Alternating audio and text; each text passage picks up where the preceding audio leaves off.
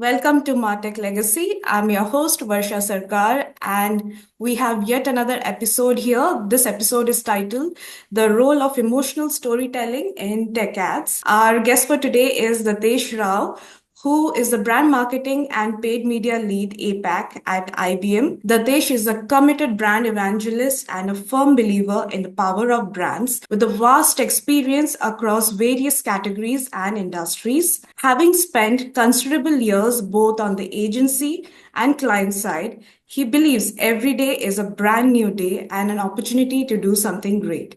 Welcome to our show, Dathesh. Thank you. It's my pleasure, and thank you for having me here today. I'm so glad to have you here. So, Datesh, you have been in the advertising space for a while now. Was there any particular campaign that made you realize the importance of emotional storytelling in ads? I think it is one of the cornerstones of advertising when we say emotions, because having worked both on the durables to an extent on FMCG and also tech Mhm. things, I think there is a need, there is definitely a need, and also an important aspect for advertising to have that emotional angle to this. Mhm. Okay. Now, if you ask me which are the favorite ads you remember, which are the favorite ads you know, and your things, okay, let me tell you something, because these have a lasting impression on you. There are many, if I can count, there will be not much of a time here, but I can tell you Mhm. one of the things which have hit me and I still remember, and I'm sure you will also remember that, is the Hamara Bajaj ad. Even today, as we speak, I think it still rings in your ears and say, "What a Mhm. wonderful ad!" And this is one of those few and the first of Mhm. the emotional-led advertising. Yes. Second, I'm not sure if you remember Dhara Ghee, Dhara, the jalebi one. Mhm. Yes. Okay, I don't remember that yes, one, but probably because I was too young then. probably. So this guy is a small kid who wants to run away, but is lured back into the home with Mhm. smell of ghee, jalebi made in that ghee, and Oh.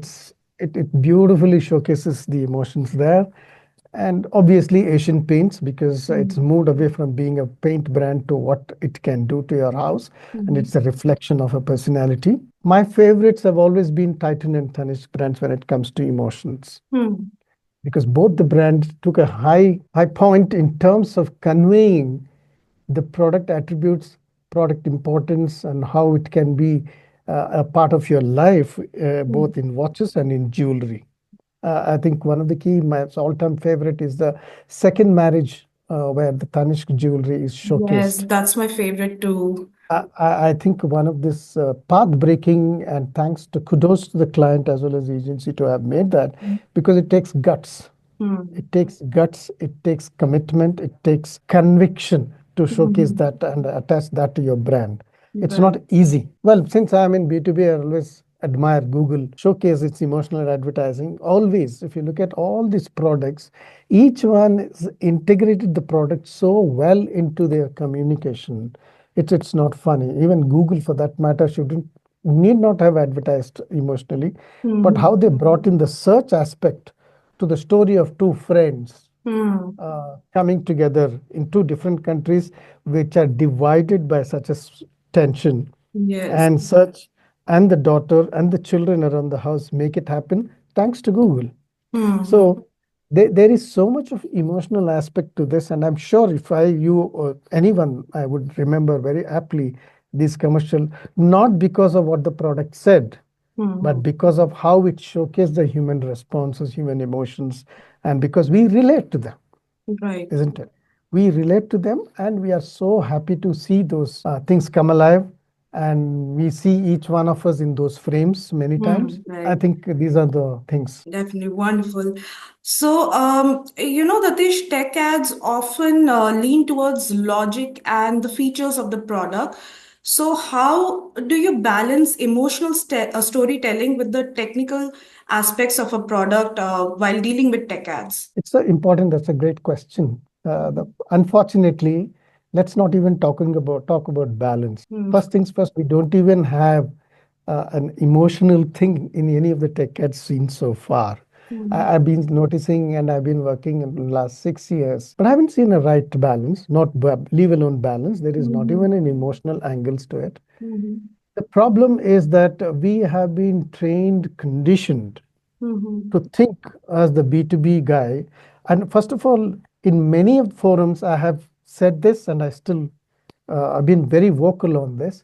This B2B and B2C differentiation, Mm-hmm. according to me, is not the right thing to do. The moment we do that, what's happening with B2B is that though this is the way it should be constructed, this is the way the technical aspects have to be showcased, this is the way the product will sell vis-a-vis the emotional angle to B2C. This conditioning of a marketer in the B2B space has led him to do things on a very safe aspect of showcasing the product rather than the people who use it. So what's happening there is it's only product A versus product B, Mm-hmm. feature A versus feature B. Mm-hmm. Therefore, what it is all about, and therefore the decision is made. We've always thought, and we always had this emotional aspect understated in all of the B2B ads. Mm-hmm. And we believe it will not work, and we consider that the B2B audience is one of those recently in a forum they've defined as a spreadsheet warriors. It is a wonderful word that I want to repeat here because they've been believed as the people who just do work, Mm-hmm. not have fun, don't cry, Mm-hmm. no emotions. It's been such a bad thing for them. And they're end of the day, they are also human beings. Yes. They also watch cricket. They also watch teleserials, web series. They too Mm-hmm. have emotions. They cry, they laugh. Why are we stopping that in advertising? And Mm-hmm. advertising is all about showcasing what's happening in the society, how people Mm-hmm. behaved with a certain aspect of it. And that's how we showcase this. Mm-hmm. Now, going to the second part of your question, where so how do I balance between these two? Mm-hmm. I think while features tell you how the product performs, emotions tell you how to bond with them. Features also credibility to a maximum possible extent when you showcase the features.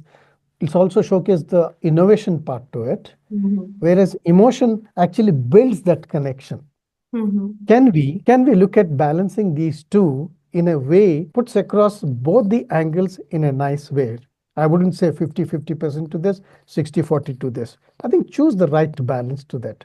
Let's Mm-hmm. the narrative let the narrative be around or start around the human element. Take each of the features, say how it will empower him to do better in his work, Right. empower his service to the enterprise, empower him to narrate the story the way he wants to on the product to Mm-hmm. the audience, and impress upon him how these two work can work. And I'm sure these two will can work brilliantly, and Mm-hmm. also in a very what do you call in a very very they work in tandem Mm-hmm. to make the brand where it is. Data alone is not going to drive you certain thing. Data with emotion Mm-hmm.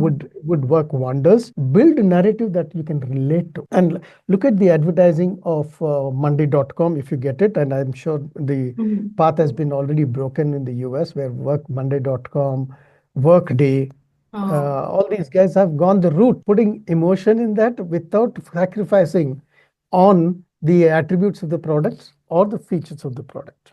right. So this is a nice blend of things, and they Mm-hmm. showcase brilliantly. If you get time, watch it, and it will be great to do that. Definitely.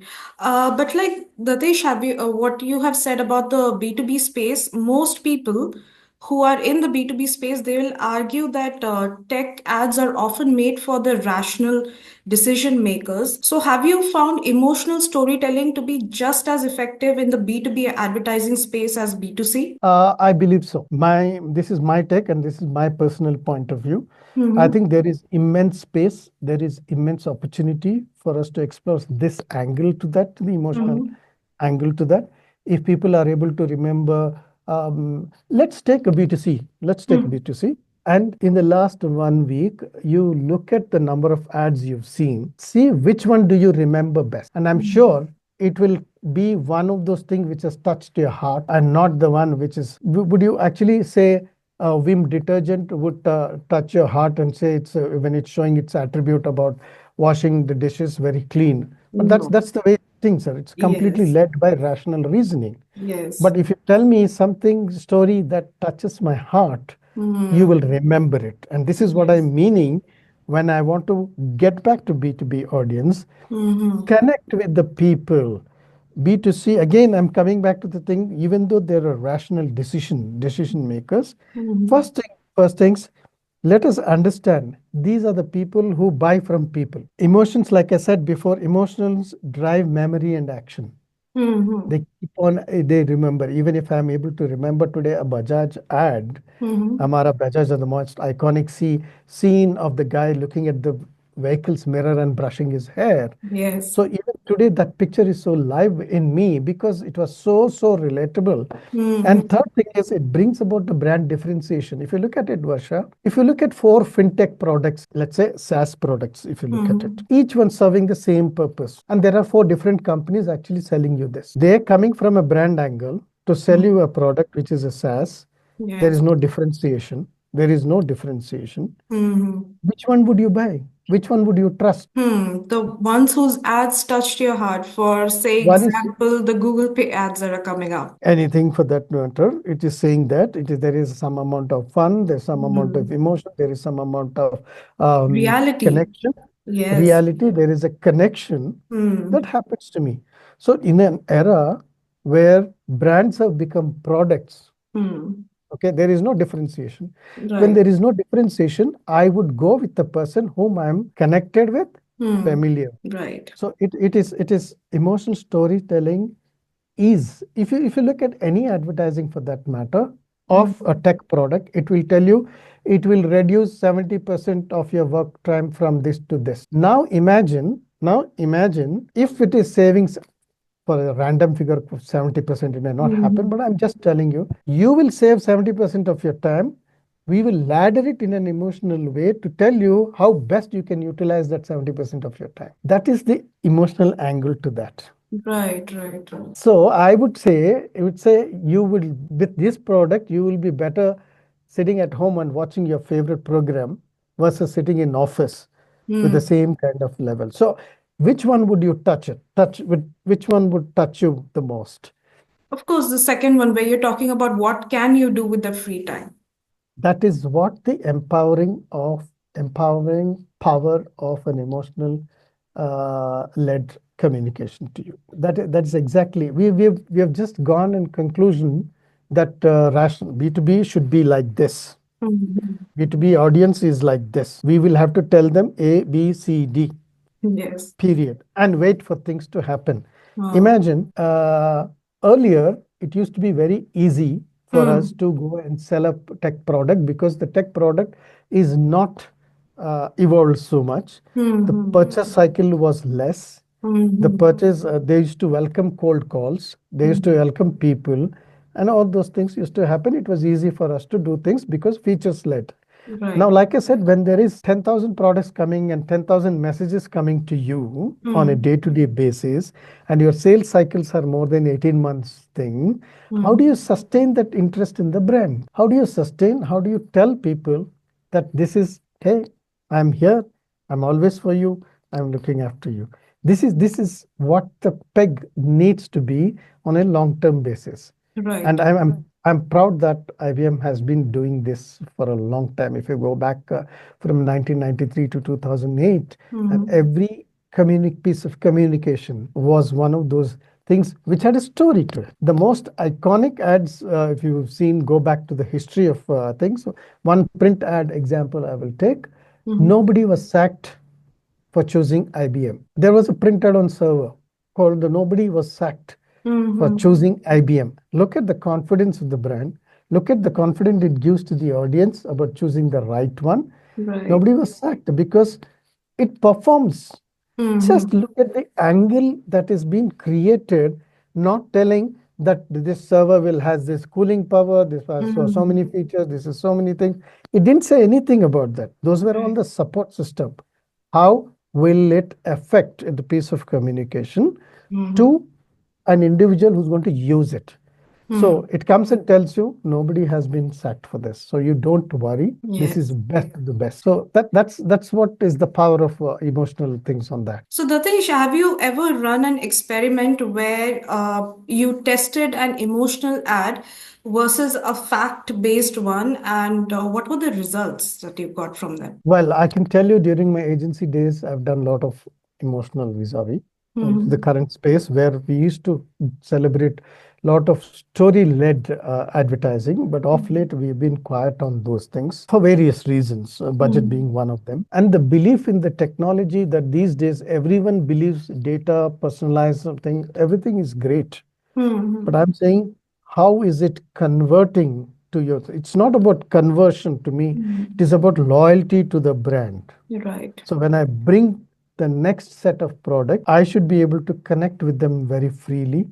I should be able to do much more selling than what I have done today. And Mhm. this is exactly what I would intend to do. If you look at my in the previous things, a small product called agarbatti incense sticks, if you know what I mean, Yes. there was no involvement. They Oh. just used to smell Uh-huh. and buy because Right. it was a rational product. End of the day, I Mhm. light it, smoke comes out. It is Mhm. only the fragrance that used to drive. Mhm. But you overlap it with something that leads to emotion, then the Mhm. brand comes into play. There was no brand salience, there was no brand selection in the Mhm. choice of this instance sticks. Okay, Yes. it's merely led by the fragrance. Hmm. Now, can we shift this to do some around certain things? Because if what is agarbatti or incense sticks used for? It is used for prayer. Press. Now, can prayer be on emotional basis? Now, Yeah. you showcase a mother praying for the son. You showcase father praying for his father. You showcase Mhm. the student praying for his exams. So Yeah. you showcase the relatable factors, and Mhm. then the brand comes in the front. So you set of emotions, the brand attaches to that. When Mhm. that happens, your brand salience and brand loyalty will come into action. If you look at, if I'm talking my company, IBM is 115 years old. Mhm. Today, even today, as we speak, it's a brand to reckon with. We are Mhm. fighting the likes of AWS or Mhm. Amazon, Microsoft, Mhm. Google, everywhere. We are still surviving. We have Yes. done fantastic. Why? Because of the investments 30 years ago Mhm. in the brand emotional storytelling. If we are still be able to recognize the brand today, we still are a force to reckon with, thanks to the investments that we have done there. That's what is the power of things on that.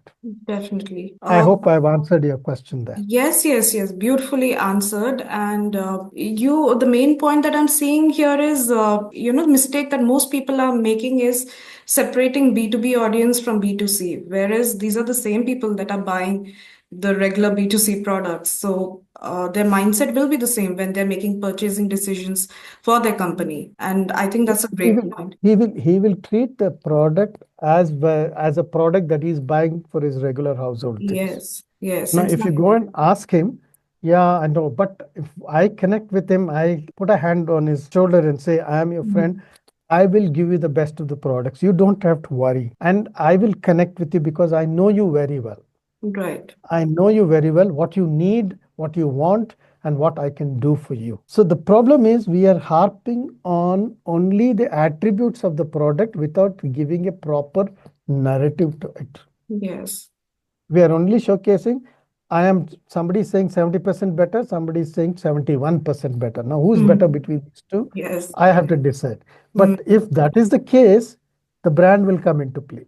Mm-hmm. Brands are built with through this foundational process of taking where you are. Okay. Mm-hmm.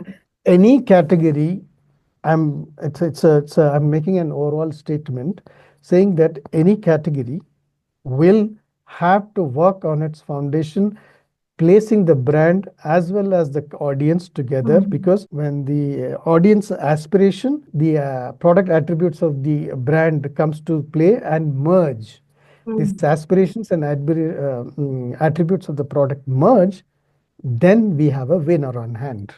So Datesh, we are currently living in the AI era. Do you think AI generated content can ever truly capture the human emotions, or will storytelling always require a human touch? An interesting question, but also I had read an interesting line today on LinkedIn. Mm-hmm. Who built ChatGPT? Humans. There lies your answer.